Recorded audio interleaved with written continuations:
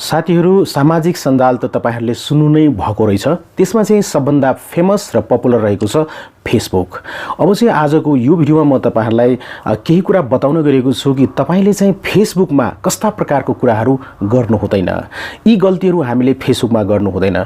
यदि हामीले फेसबुकमा चाहिँ यी गल्तीहरू गर्यो भने पक्कै पनि हामीलाई चाहिँ धेरै घाटा हुन सक्छ, हामीलाई सजाय पनि हुन सक्छ। नमस्ते, म हुँ ओनिक र अहिले तपाईहरुले हेर्दै हुनुहुन्छ ओनिक कम्प्युटर युट्युब च्यानल। यो च्यानललाई अवश्य नै सब्स्क्राइब गर्नुहोला साथीहरू, किन भन्दाखेरि यो च्यानलमा तपाईहरुले यस्तै टेक्निकल भिडियोहरू वाच गर्न सक्नुहुन्छ। अब आजको विषयवस्तुतिर लागौं।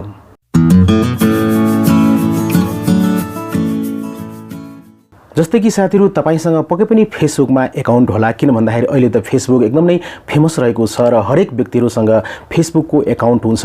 हातमा मोबाइल तपाईले देख्न सक्नुहुन्छ र डेटाबाट पनि तपाईले इन्टरनेट चलाउन सक्नुहुन्छ। वाइफाई छ भने त धेरै नै मजा नै हुन्छ।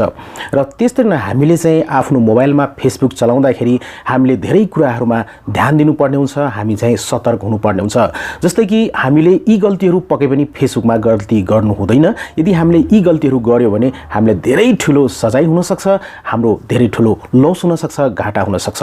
पहिलो रहेको छ साथीहरू, डोन्ट जोइन डेभलपर एप्स। जस्तै तपाईले फेसबुक चलाउँदै जाँदाखेरि तपाईले देख्न सक्नुहुन्छ विभिन्न प्रकारको डेभलपरहरूले एउटा एप छोडेको हुन्छ कि तपाई पूर्व जन्ममा को हुनुहुन्थ्यो, कस्तो रूपमा हुनुहुन्थ्यो, त्यस्तो प्रकारको यसमा जोइन गर्नुस् र तपाईले यसको बारेमा जानकारी पाउनुस्। त्यस्तै नै तपाईले अब चाहिँ तपाई चाहिँ कुन हिरो हिरोइनको जस्तो देखिनुहुन्छ त्यो एपमा जोइन गर्नुस् र तपाईले त्यसको बारेमा प्राप्त गर्न सक्नुहुन्छ। त्यस्तै नै तपाईले कति वर्षपछि धन सम्पत्ति कमाउन सक्नुहुन्छ भने त्यो एपमा जोइन गरेर तपाईले त्यो एउटा भनौं न जुन डेभलपरले बनाउनु भएको हुन्छ त्यस्तो प्रकारको एपबाट तपाईले आफ्नो बारेमा केही इन्फर्मेसन प्राप्त गर्न सक्नुहुन्छ। एकदमै ठीक कुरा हो। तर त्यहाँ बिहाइन्डमा तपाईले के बुझ्नुपर्ने हुन्छ भने यदि हामीले त्यस्तो प्रकार जुन कि फेसबुकमा डेभलपरहरूले एप बनाएर तपाईलाई जोइन गर्नुस् यसमा र तपाईले आफ्नो भविष्यको बारेमा जान्न सक्नुहुन्छ, त्यस्तो प्रकारको एपमा जोइन गरेर तपाईले त इन्फर्मेसन पाउनु नै हुन्छ।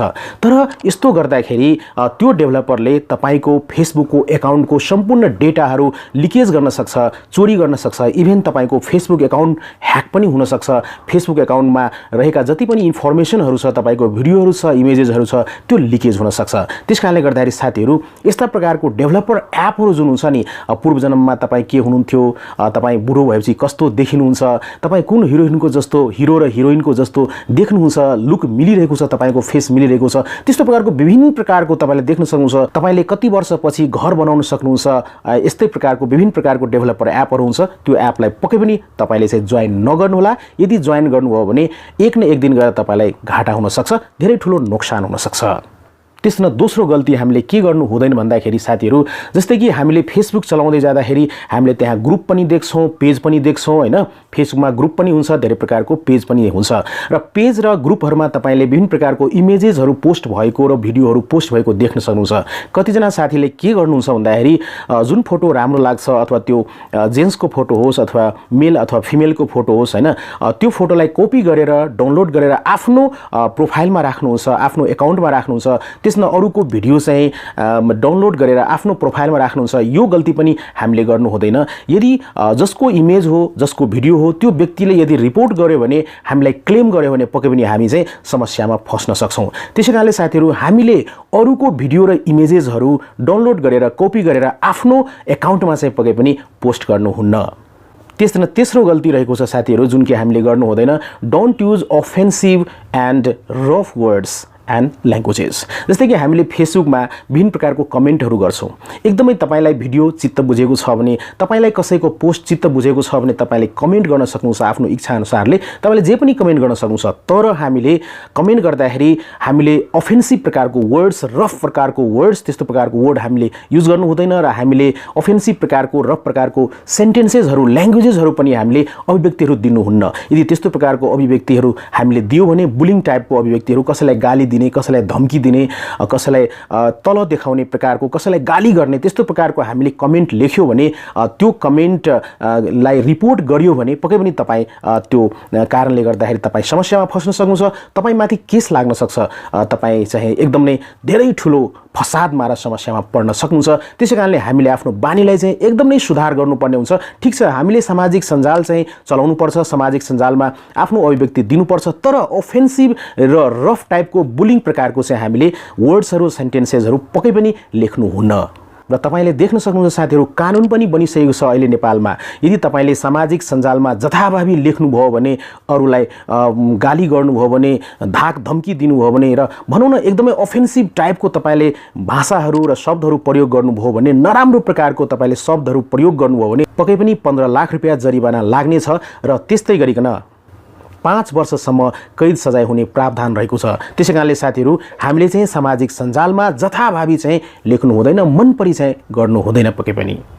त्यसमा चौथो गल्ती रहेको छ साथीहरू, don't post any criminal activities photos and videos. जस्तै कि तपाईले क्रिमिनल एक्टिभिटिज प्रकारको फोटो यदि कसैले सामाजिक सञ्जालमा पोस्ट गर्यो भने, क्रिमिनल प्रकारको एक्टिभिटिज भएको त्यस्तो प्रकारको भिडियोजहरू पोस्ट गर्यो भने पक्कै पनि त्यो पोस्टमा चाहिँ पुलिसको नजर हुन्छ र पुलिसले पत्ता लगाउन थाल्छ कि त्यो व्यक्तिको, मानव फर इक्जाम्पलको लागि तपाईले चाहिँ एकदमै पेस्तोल प्रयोग गरेर आफ्नो फोटो खिच्नु भएको छ र त्यो फोटो तपाईले पेस्ट गर्नुभयो, अथवा तपाईले पेस्तोल चलाएर एकदम ओरिजिनल पेस्तोल चलाएर तपाईले हात हतियार चलाएर तपाईले भिडियो बनाउनु भएको छ, ओरिजिनल हात हतियार हैन, जसको तपाईसँग लाइसेन्स छैन, तपाईले जथाभावी त्यो हात हतियारहरू चाहिँ प्रयोग गरेर तपाईले भिडियो बनाउनु भएको छ भने, इमेजेसहरू तपाईले सुट गर्नु भएको छ भने र त्यस्तो प्रकारको तपाईले पोस्टहरू तपाईले फेसबुकमा पोस्ट गर्नुहुन्छ भने पक्कै पनि त्यो चाहिँ तपाईको खतराको विषय हुन सक्छ।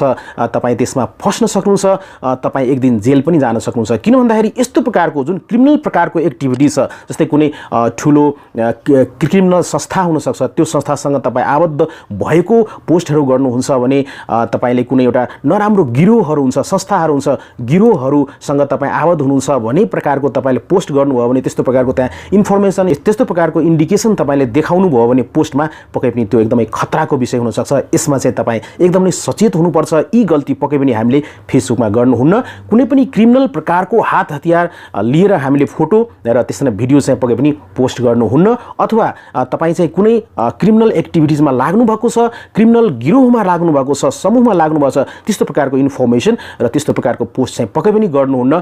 तपाईले यस्तो गर्नुभयो भने पक्कै पनि तपाईँ एकदम फसादमा पर्न सक्नुहुन्छ र तपाईँ यसलाई जेल सजाय हुन सक्छ साथीहरू। त्यसैले यस्तो प्रकारको गल्ती हामीले गर्नु हुँदैन फेसबुकमा चाहिँ।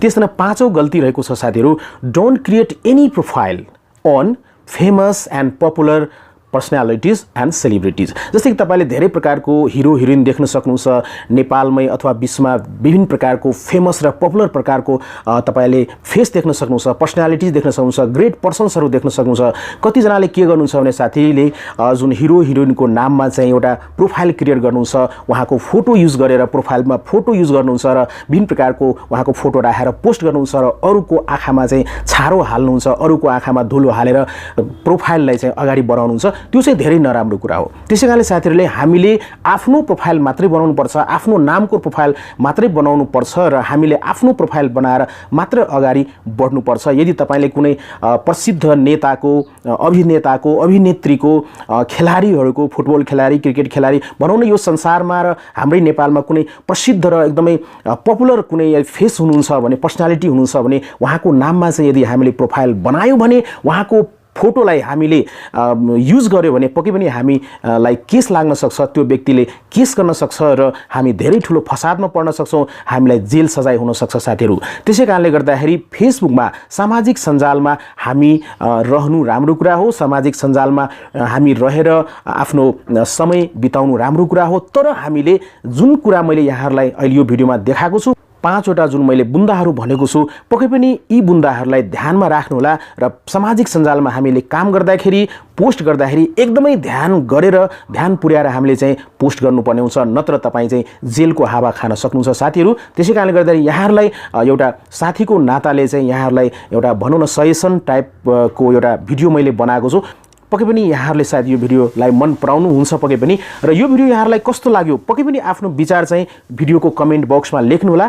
त्यसैले तपाईसँग कुनै पनि सल्लाह सुझाव छ भने, अथवा यो भिडियो सम्बन्धी कुनै पनि प्रश्न छ भने, अथवा तपाईले कुनै टिका टिप्पणी गर्न चाहनुहुन्छ भने पक्कै पनि यो भिडियोको कमेन्टमा हामी एकअर्कासँग आफ्नो विचारको आदान प्रदान गर्न सक्छौँ साथीहरू। पक्कै पनि यो भिडियोलाई लाइक गरिदिनुहोला, त्यस्तै सोशल मिडियाहरूमा पक्कै पनि सेयर गरिदिनुहोला, ताकि अरू पनि साथीहरूलाई यो भिडियोको बारेमा जानकारी होस् र फेसबुकमा, सामाजिक सञ्जालमा हामीले के गर्नुहुन्न भन्ने कुराको जानकारी उहाँहरूले पनि पाउन सक्नुहुन्छ। साथीहरू अन्तमा जाँदै यहाँहरूलाई एउटा सानो अनुरोध गर्न चाहन्छु ओनिक कम्प्युटर युट्युब च्यानललाई पक्कै पनि सब्स्क्राइब गरिदिनुहोला र त्यसमा बेल बटनमा पक्कै पनि टच गर्नुहोला नयाँ भिडियोहरूको नोटिफिकेसन सबभन्दा पहिले प्राप्त गर्नको लागि।